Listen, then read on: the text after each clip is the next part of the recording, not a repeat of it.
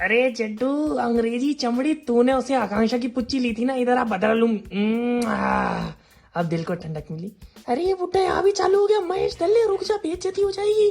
स्वागतम मित्रों एंड मित्राणियों। तो आज बहुत ज्यादा भारी डिमांड पर हम बात करने वाले पूजा के पापा, एल्विश के पापा और मनीषा के बारे में। मुझे पता है कि मेरी बिग बॉस वाली वीडियोस पे ज्यादा व्यूज नहीं आ रहे हैं, पर मैं इसलिए बना रहा हूं क्योंकि आप लोगों की डिमांड आ रही है। तो प्लीज इस वीडियो को लाइक जरूर कर देना, शुरू में ही कर दो, धन्यवाद। तो पहला टॉपिक है पूजा के पापा, और दुनिया की नजरों में महेश दल्ले मतलब भल्ले वाले, मतलब काफी भोले भाले आदमी है, बस थोड़े से ठरकी हैं। महेश दल्ले बेड़ा दल्ले बहनी बाप तेरा नल्ला है। इसको देखकर ऐसा लगता है कि महेश दल्ले वाला गाना इसके लिए नहीं बना, ये पैदा इस गाने के लिए हुआ है। और सही बताऊं तो जब भी आप YouTube पे महेश दल्ले सर्च करोगे ना, तो वो गाने से ज्यादा इसकी वीडियोस आती हैं। वैसे दोस्तों, जो लोग सोच रहे होंगे कि मैंने गाली दी, तो दल्ले कोई गाली नहीं है। दल्ले एक नॉर्मल वर्ड है जो कि दलाल का शॉर्ट फॉर्म है, और दलाल का मतलब होता है ब्रोकर, तो कोई गाली नहीं है। बाकी इसके दिल में सबके लिए प्यार है, चाहे लड़की हो या लड़का, इसका दिल सबके लिए तैयार है। जिसके पास जाता उसको पकड़कर चुम्मी ले लेता उसकी।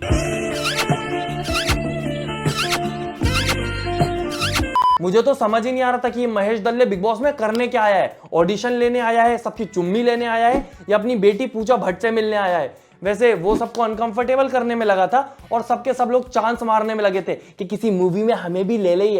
पर इनको पता नहीं है कि बिग बॉस से इसने अभी तक सिर्फ एक ही इंसान को कास्ट किया है, वो है सनी लियोनी, और मूवी थी जिस्म 2, नहीं जिस्म 2।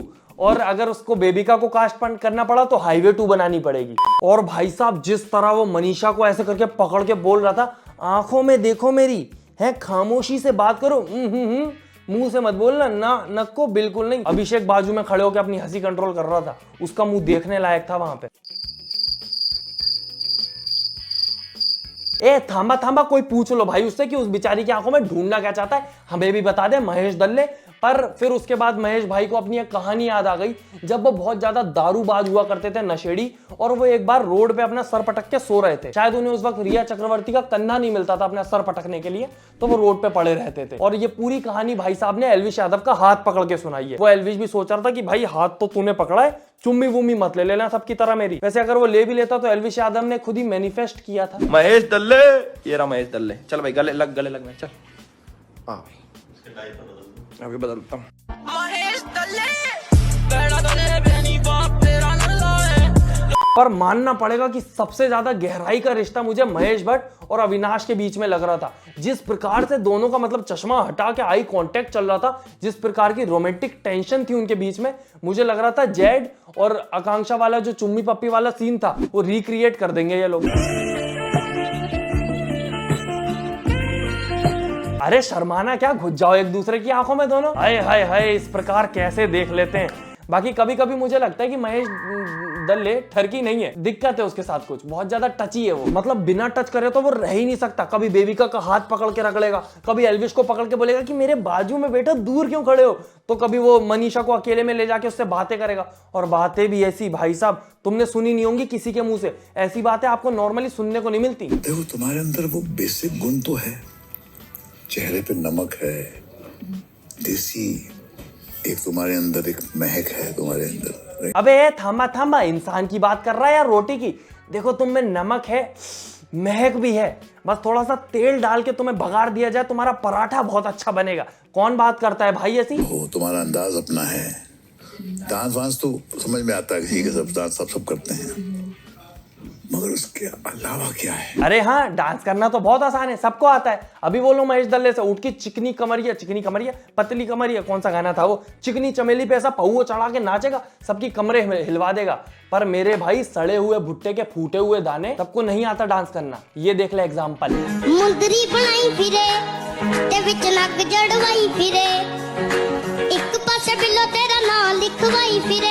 ये सब देखने से पहले मैं अंधा क्यों नहीं हो गया? ये क्या चल रहा है हम जी? गोपी बहू और कोकिला बहन के गहने चुरा के ये सब कर रहे हो तुम, ऐसी अश्लील हरकतें, और ये बार बार मीटिंग का बोल के ये सब करने भगता था। मुंदरी बनाई फिरे, बता रहा हूँ, गोपी बहू के हाथ लग गया ना, पिछली बार लैपटॉप धोया था, इस बार तेरे को धोएगी। और धोया तो वैसे एल्विश के पापा ने था, शो में जाके सबको रोस्ट करा।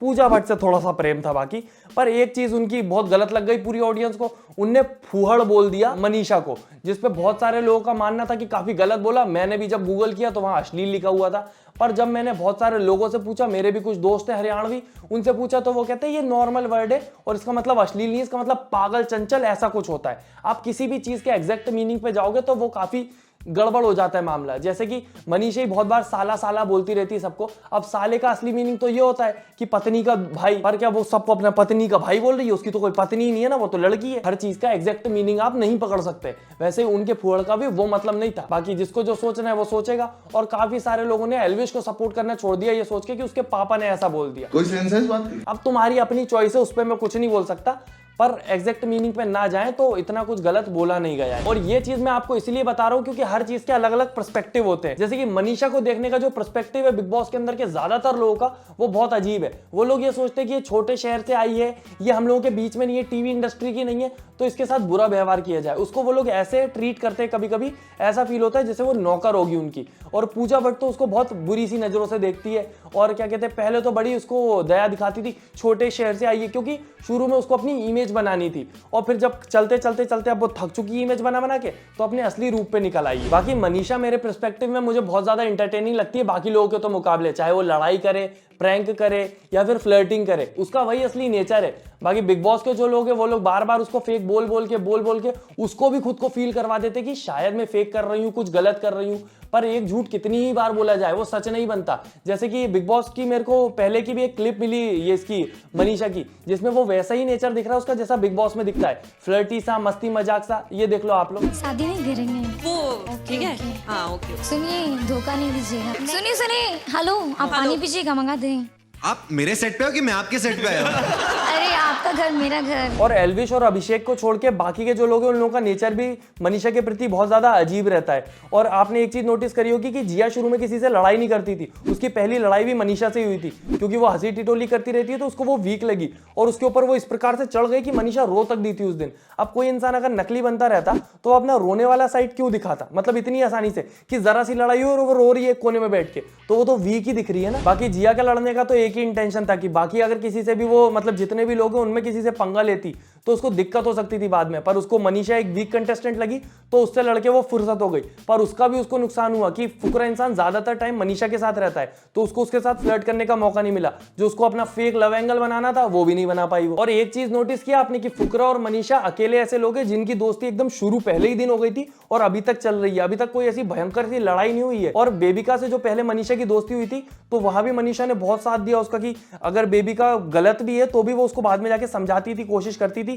कि ठंडा रखे उसको, उसकी ज्यादा गंदा ना बोलने दे। और जैसे ही मनीषा बेबिका से छूटी, बेबिका एकदम हद पे आ गई गंदगी करने के। और बेबिका से भी लड़ाई मनीषा की क्यों हुई थी? क्योंकि बेबिका को उसने सच बोल दिया था, सामने से तो डिफेंड कर दिया था पर उसको बाजू में ले जाके उसने बता दिया था कि तू यहाँ पे गलत है, तो उसको आग बबूल हो गई, वो उससे लड़ ली। और ऐसे ही मनीषा कह रहा हूँ पूजा भट्ट के साथ हुआ था। पूजा भट्ट के मुंह पे जब उसने बोल दिया कि आप यहाँ पे गलत हो, वहां गलत हो, तो पूजा भट्ट को भी वो बुरी लगने लग गई। वरना उससे पहले तक पूजा भट्ट भी बहुत मनीषा करती थी कि छोटे शहर से आई है, मैं इसके साथ हूं। पर मेरे हिसाब से पूजा भट्ट को नाराज नहीं करना चाहिए था मनीषा को, फिर सलमान भाई को बुरा लग गया। और पूजा भट्ट तो वैसे भी चिड़चिड़ाती रहती है उससे। जब आशिका भाटिया जा रही थी, वो दोनों रो रही थी, तब भी पूजा भट्ट और उनकी गैंग मिलके विलनबाजी कर रही पीछे बैठ के। I love you. अरे 15 Lord really She lost a pet. ये रोई तो इसको फुटेज मिल गई। हे भगवान, आशिका को पेट बोल दिया उसने बेबिका ने, फिर भी वो चारों खड़े होकर हंसी टिटोली कर रहे हैं इतनी देर में। अब पर इस चीज को सलमान खान भी नहीं उठाएगा कि तुमने उसको पेट बोल दिया। ये कोई अच्छा वो नहीं है, एक इंसान को आप पालतू बोल दे रहे हो। और ये लोग इतने ज्यादा नकली है कि इनको सब कुछ नकली लगता है। वो अगर कुछ भी कर रही है, रो रही है, वो नकली है। उसकी दोस्त जा रही है, रो रही है, तो जेन्युइन है, उसमें नकली क्या है? और सबसे ज्यादा गलत चीज तो मुझे तब लगी जब सलमान खान ने मनीषा को डांट दिया कि इरिटेट मत करो, अपनी जगह पे बैठो मनीषा। बिग बॉस के इतने सीजन आए, मैंने जितने भी सीन वगैरह देखे, 2 सीजन तो मैंने बढ़िया तरीके से देखे, कि जब भी कोई कंटेस्टेंट रो रहा होता है तो सबके सब आके चढ़ जाते हैं, अरे अरे मत रो, नाटक करते हैं। और यहाँ तो उसका दोस्त था एल्विश, वो रो रहा था, एक सीट छोड़ के बेबिका हट नहीं रही थी, तो वो उठ के आई, उसमें भी उसको चमका दिया सलमान खान ने। क्यों? क्योंकि पूजा भट्ट से जो पंगा ली थी, पूजा डार्लिंग से अगर कोई पंगा लेगा तो सलमान खान नहीं छोड़ता फिर। और मुझे जो मनीषा की सबसे ज्यादा बेस्ट चीज लगी है इस पूरे सीजन में, वो ये कि उसने एक भी बार वुमेन कार्ड नहीं खेला। उसके हाथ से एक बार क्या कहते हैं वो फेंक दिया था जेड ने, वो जब आटा लेके जा रही थी, तब भी उसने नहीं बोला कि एक लड़की के साथ ऐसा बिहेव करते हो तुम। जब पूजा भट्ट ये सब वाला टास्क हो रहा था, तब उसको क्या कहते हैं एक हल्का सा धक्का लगा था, लुढ़कती हुई गई थी वो बेबिका ने उसको धक्का दिया, जब भी उसने बेबिका की ना बॉडी शेमिंग करी, ना एक भी बार उसने कभी भी अपना लड़की होने का वो करा कि मैं तो लड़की हूं मेरे को ऐसे करो। बाकी सब लोग वुमेन कार्ड खेल चुके हैं, मनीषा ने अभी तक एक भी बार वुमेन कार्ड नहीं खेला। और वो जो उससे बोलते रहते कि तुम अब दिमाग से खेलने लगी हो, दिल से नहीं खेलती। भाई बिग बॉस जैसी जगह है, वहां पे इंसान को दिमाग चलाना ही पड़ेगा। चालबाज अगर नहीं बनोगे तो बाकी सब लोग किसी न किसी प्रकार से तुम्हें इतना ह्यूमिलिएट कर देंगे कि इंसान खुद बाहर जाने को रोने लगेगा। और सोचने की बात यह है कि मनीषा को बिग बॉस वाले, अंदर घर वाले, एल्विश और आशिका और अपने अभिषेक को छोड़ के जितने लोग हैं सब लगे हैं किसी प्रकार से वो करने में कि किसी प्रकार से घबरा जाए। उसको ऐसा टारगेट किया हुआ है सबने मिला के। जैसे वीकेंड का वार होता है, मनीषा जरूर डांट खाती है, जरा सी चीज पे डांट खा लेगी। बाकी उसको सब लोग फेक बोलते रहते। सलमान खान भी आके बोल देता है कि तुम नकली लग रही हो, तुम ढंग से कर नहीं रही।